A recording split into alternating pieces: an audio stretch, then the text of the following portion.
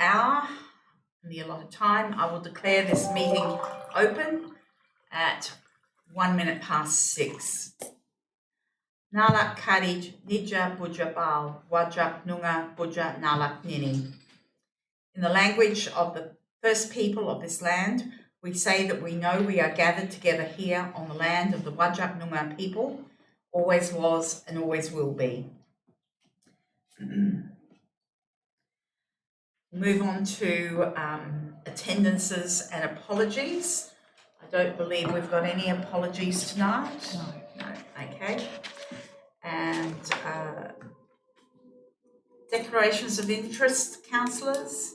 Does anyone have a declaration to make? No? Okay. There are no announcements tonight. And I don't believe there are any petitions. No? Okay. So we'll move on to item 6, which is public question time. And I would invite any members of the public who wish to ask a question to come up to the microphone to give your name and address. And questions are normally related to items that are on the agenda. Would anyone like to ask a question tonight? Yes, my name's Ian Murraybush, Unit 322 Elsfield Way. I was advised at the last council meeting that I can ask questions at a briefing session that are not on the agenda. Is that correct or not? I knew I couldn't make them at an OCM, but I was told I could ask a question at a briefing session. It's normally at the OCM. There has been, I guess, some confusion by our new agenda, which has been produced through a new software program, but it's normally at the OCM, at the council meeting, but the Mayor may... I think, okay, the CEO is correct. It's normally at the OCM that you can ask a question on any topic, but tonight I will graciously allow you to ask your question, sir, because I'm interested. So, it's just in regard to the Broadway Reserve survey that was done. I just want to know if there's any update, like the number of responses we got, if there's any general consensus, and what the next step is and when. Okay, so normally a survey, once the responses are all received by the staff, they would generate a report that comes to council. So I'm assuming that that report has not yet been created, and I'll just refer to Ms Davies. Thank you, Madam Mayor. Yeah, we're currently still assessing the responses, and we'll be providing some information to councillors in the next few weeks. And for those respondents who wish to be kept updated, we'll send an email or contact you via mail or phone to let you know the outcome. Thank you. Thank you, sir. Now, there has been one statement sent through very late this afternoon from Ms Jane Bremer, and it is very lengthy and it has been sent very late. The staff, the administration were not included into that email, so the staff have not had an opportunity to look at the content. So I will leave that statement and ask for the administration to respond to Ms Bremer in writing during the week. And if there are no other questions or statements from members of the public in the chamber, we'll move on to, there's no deputations either, so we'll move on to the reports. So the first report is item 8.1, use not listed short stay accommodation 13A lot 1 Gallagher Street, Eden Hill. And I would ask Mr Gibson to provide a short overview on this topic. Thank you, Madam Mayor. This report, as you say, is Council consider application for short stay accommodation at 13A Gallagher Street in Eden Hill. Council is actually being requested to reconsider this matter by the State Administrative Tribunal in response to an appeal being lodged, which was in turn as a result of a previous council decision back in February early this year, which was to refuse the application for various reasons. Since that time, and as part of the appeal process, the applicant has amended the application in an effort to address a number of the concerns raised by council at the time, a number of the reasons for refusal. The amended application was advertised for public comment and resulted in 2 objections being received. Those objections will need to be considered by council next week as part of its decision-making process. In addition, council will need to have regard to its draft local planning policy related to short stay accommodation. More broadly, the application has been assessed against the draft policy as well as a series of other planning considerations. And as you can see outlined in the agenda, is considered generally acceptable and it is therefore recommended the application be approved for a period of up to 12 months. It is open, however, for council to again refuse the application. If it does so, it is expected that the SAT appeal will continue. Councillor McLennan. I have a number of questions, if that's okay. That's fine. Mr. Gibson, you made reference to the draft policy that's out for consultation at the moment. If that policy was in place, given the location of this particular proposal, would the staff's recommendation still be to approve it? Through Madam Mayor, yes. So the status of the policy, it's a seriously entertained planning proposal and that's been advertised for public comment. We haven't diminished the impact of the policy by virtue of it not being adopted and have assessed it as if it were operational. As the councillor rightly identifies, there is a variation to the draft policy from a locational point of view, but for the reasons set out in the report, that's not considered problematic. And since we last had this proposal before us, the applicants have made quite significant efforts to address the concerns that have been raised. I'm just wondering whether some of those things like the noise monitor and the security cameras and the two-way speaker, whether they're things that would be considered over and above what the requirements would be of an application in future? Through you, Madam Mayor, not necessarily, and I suppose, as I mentioned previously, for this application and the draft LPP, we don't get a large number of these applications, so we don't have a lot of, we don't have a great deal of examples to draw from. There is no, because of the nature of the use and the fact that its impact is largely a function of the way it's managed as opposed to the physical attributes of the site, the application, these sorts of applications can turn very much on the management practices employed by the applicant. And in this instance, the applicant has made genuine attempts to address the concerns of council and has resulted in a proposal that staff are prepared to support for up to 12 months. It may well be that after the 12 months it has operated satisfactorily and maybe the measures employed in this case would be used as an example going forward. You just mentioned the 12 months. Would it come back to council at that stage if it had been compliant or only if there were issues? Through Madam Mayor, neither, unless the applicant lodged a subsequent application. So if council resolves next week to approve it for up to 12 months, it will be valid for that 12-month period and will expire at the conclusion of that period and have no further effect. If the applicant wants to continue the use, either for another 12 months or in perpetuity, they could lodge an application, and if they did that, I would expect that would come back to council. Thank you. And last question, if I may.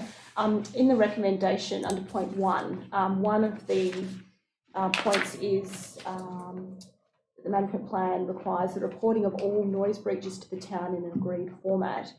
What is there that compels the applicant to report noise breaches? It's not in their best interest to let us know if there's noise concerns coming from their property.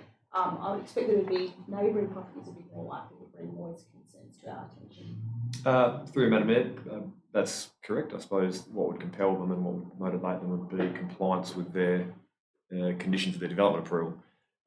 If, say, there were noise breaches that the applicant, assuming this condition was imposed, that the applicant was aware of but selected not to advise the town of, and the town otherwise became aware through third-party complaints or some other mechanism, that would be a breach of the approval, and that would make them effectively, well, it would open up the opportunity for compliance action.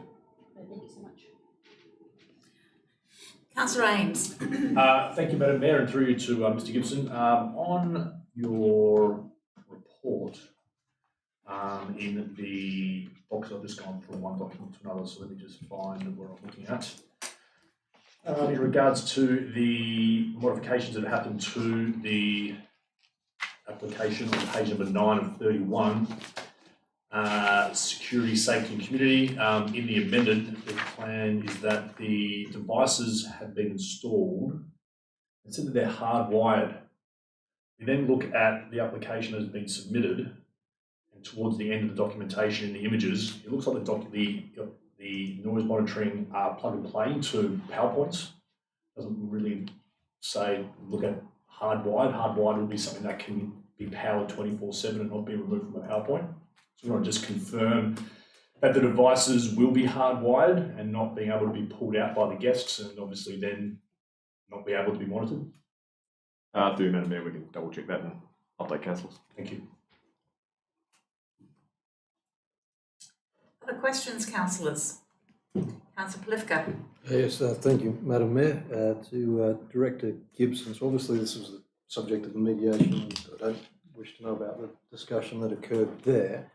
But in terms of the management plan that would be put forward, the expectation would be that, having had the benefit of that SAT mediation process, that the applicants would adjust their application accordingly and have regard to what was said during that process. Through you, Madam Mayor, typically that is the case, yes. Most frequently with SAT, SAT sets a directions hearing and subsequently a mediation session where the parties can sort of, without prejudice format, discuss the issues of concern, and typically SAT would allow the applicant to amend their application in some way to address, or go some ways to addressing the concerns raised by the respondents. So that is what's occurred in this instance. The applicant has selected or elected to make a series of changes to the submitted application to allow it to now be reconsidered by council. Yes, so through that process, we would imagine that It's now what council is being asked to consider. Yes. Thank you, councillors. So if there are no further questions, we'll move on to 8.2, proposed outbuilding 86 lot 88 Hamilton Street, Bassendean.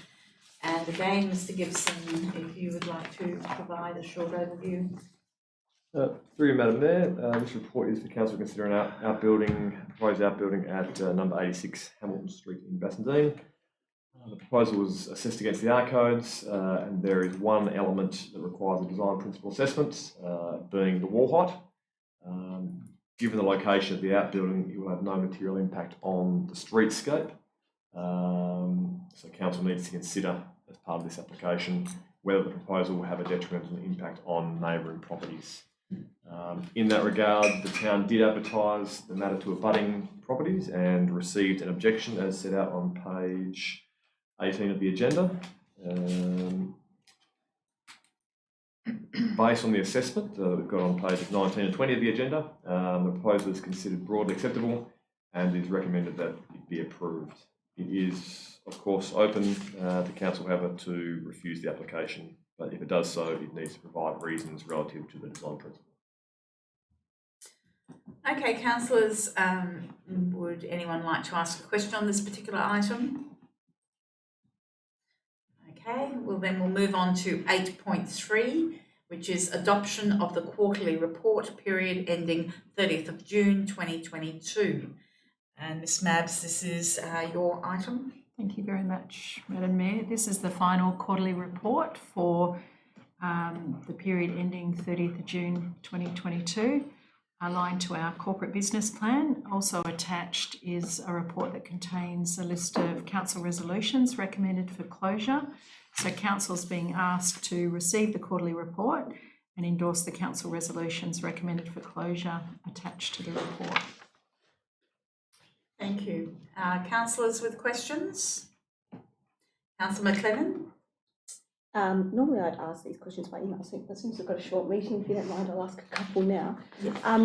Ms Davey, on the quality report, it makes reference to the Ashfield Flats hydrology study that there was going to be a meeting in August. Has that happened yet? Have you got any updates for us on what the result of that meeting might have been? Through you, Madam Mayor, the meeting was held last week, and so the steering group have to review the request for quote for the engagement of the consultant. DBCA are also developing a communications plan and are updating their website. So once that's provided, we can provide further updates to councillors and the community. Fantastic. That's going to be my next question. Probably for you as well. Under the living stream, it also refers to a meeting being scheduled to resolve the outstanding design elements and licence agreement issues. Has that been happened? Through the chair, yes. The CEO and I met with them a few weeks ago, and they have agreed to some amendments. We were just waiting on some information back from them. Can I just follow up on that particular one, if you don't mind, Ms Davies? The amendments that you've spoken of, will councillors be provided with a copy of those amendments via the bulletin? Through you, Madam Mayor, the licence requires council endorsement to enter into. So the draft licence will come to a council meeting. Okay. If there are amendments to the designs, they'll go through the CEO bulletin to councillors. Okay, it was the design elements I was more interested in. Thank you. Councillors, are there further questions on this particular item? Councillor McLennan? Just it makes reference to the site at 35 Old Perth Road and potential or discussions with Department of Communities. I'm wondering whether that's progressed at all. We haven't yet had a response from Department of Communities. Thank you. And just let me find the... Just in relation to the resolutions for deletion, there's two I wanted to ask about. So one... Sorry, Councillor McLennan, the resolution for deletion, Closure. for closure. On page 3, there's the last resolutions in relation to Sandy Beach Playground, and the majority of that's obviously been completed because the playground's now operational and looking fantastic. In the second resolution there's a point C about incorporation of opportunities for local and Aboriginal art into the design. I'm just wondering, I want to make sure that if this resolution is closed, that is going to remain captured for the stage 2 of the project. I can confirm that it's in the draft corporate business plan, which council will be considering next month. Fantastic. On the same page, page 5, there's a notice of motion from several years ago in relation to the Bassendean Preservation Group. And I understand that at the time there was some discussion about the potential to accommodate that group within the town. Nothing has happened on this for a number of years, but I'm just wondering in closing this whether there's an intention to discuss with the group, because I know it's something that they have been discussing for some time in the past. And if I remember correctly, the reason it wasn't progressed at the time was because of the group wanting a bit of time before they looked at a move of that nature. So I guess I'm just wanting to flag that it would be great if we could have a conversation with the group if that's no longer part of our plans. And there was one more, sorry, just let me find it.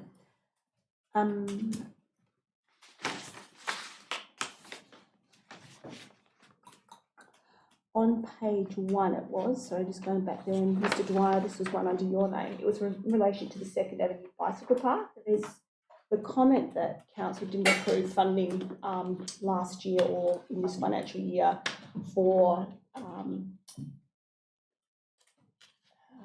the bike park plan to comply with the grants that the town have been successful. I don't recall during this budget process us having a discussion about not progressing with that grant. And I'm just a bit concerned that it's listed as no longer being a priority when this is one of the priority projects in our bike plan. Sorry. Thank you, through you, Madam Mayor. I would have to take that on notice. I'm not aware of it not coming to council. So, yeah. No, that would be great. I seem to remember it being on an initial budget document, and then looking at this, it just reminded me that it wasn't on the later ones. So that was it. Thank you for. Thank you. Councillors, any other councillors with questions on this particular item? Okay, we'll move on to item 8.4, proposed rescheduling of December 2022 meetings. And I think this is fairly straightforward. Unless anyone wants to ask questions on this one. Councillor Ames. Thank you, Madam Mayor, and through you to the CEO. Does that mean that council clocks off on the 20th, sorry, on the 13th of December this year? After the council meeting. Yes. Then we have our end of year celebration on the 16th. Thank The you. following week is when the festive season commences. That's correct. Councillor William. Through Madam Mayor, I'm just wondering what day we would be resuming activities of council in terms of briefings or. It would probably be early February, so the first Tuesday in February, and it may even be the annual general meeting. Thank you.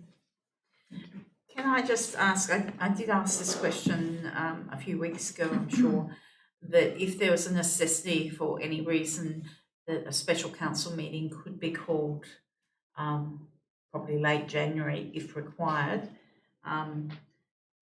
but also the scheduling of workshops. If we could have a discussion on Thursday about that as well, that would be excellent. Okay. So unless there are other questions, councillors, we'll move on to the next item, which is item 8.5, accounts paid 31st of July 2022. Are there any questions on this particular item? No? Okay, so that brings us to the end of the reports.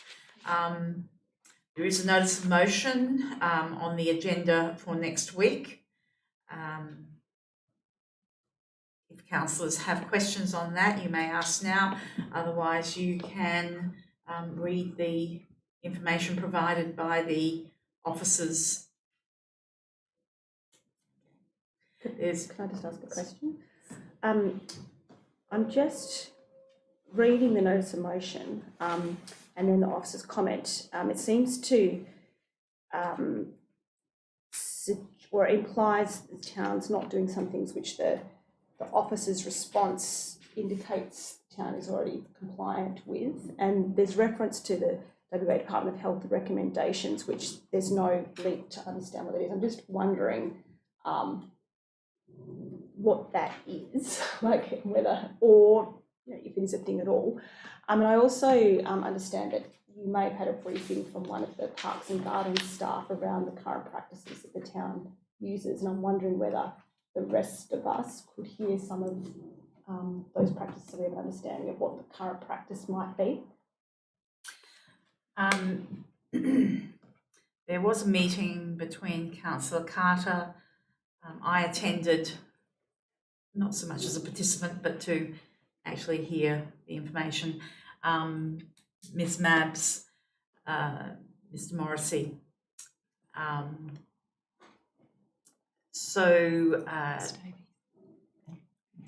And Ms Davis, sorry, apologies. You were very much there, you were right next to me, apologies Ms Davies. It was interesting to hear from someone on the ground who is involved heavily in the works program. I do think that a summary of that information could be provided through the bulletin. My understanding is, having listened to the dialogue, that there is no spraying within the boundaries of the playgrounds. The discussion about spraying outside of those boundaries, there's different types of spraying that is done. There is clearly some, I think we've all seen some spraying where they have the long instrument with the fanned capped head that's sprayed close to the ground. That is spot spraying for specific types of weeds. I do not recall the months that is undertaken. There was also discussion about broadacre spraying, which is more for bindii, if I'm correct in my assumption. Ms Davies, it was bindii, wasn't it? No, there's something else. Okay, we have so many different weeds, it's really incredible. But I do think that probably if we get a little bit of a summary from Ms Davies in the bulletin, that might be assisting, because I did find the conversation quite enlightening. I think I'll leave it there before I actually say the wrong weeds again. Are there any other questions from councillors? No? Okay, so no confidential business. So on that note, I close the meeting at what must be one of the shortest meetings at 27 minutes past the hour. Thank you, everyone. Thank you. Thank you for the visitors in the chamber, and thank you, staff, for being present for a very brief meeting.